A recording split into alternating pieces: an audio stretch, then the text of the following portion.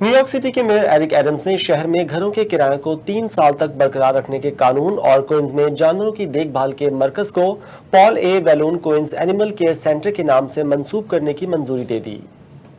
New York city کے mayor Eric Adams نے قانون سازی کے 2 الگ الگ مسودوں پر دستخط کیے ہیں، جن میں ایک new York city rent stabilisation قانون 1969 میں 3 سال کی توسیع اور دوسرا کوئنز کے علاقے میں اینیمل کیئر سینٹر کو آن جہانی سرکاری ملازم پال اے ویلون اینیمل کیئر سینٹرز کے نام کرنے کی منظوری شامل ہے۔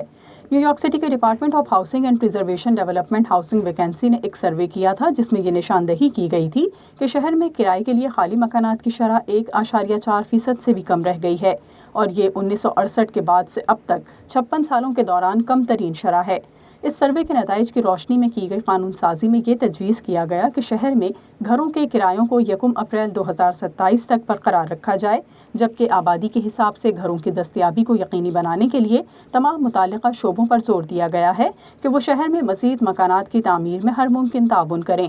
دوسرے قانون کے تحت میئر ایرک ایڈمز نے کوئنز میں واقع اینیمل کیئر سینٹر کو آن جہانی قانون ساز پال ویلون کے نام سے منسوب کرنے کی منظوری دے دی ہے۔ پال ویلون رواں سال 28 جنوری کو انتقال کر گئے تھے۔ وہ new York city department of veteran services میں خارجی امور کے ڈپٹی کمشنر کے طور پر خدمات انجام دے رہے تھے، جبکہ اس سے قبل وہ نیو یارک سٹی میں کوئنز میں ڈسٹرکٹ 19 کی نمائندگی کر چکے ہیں۔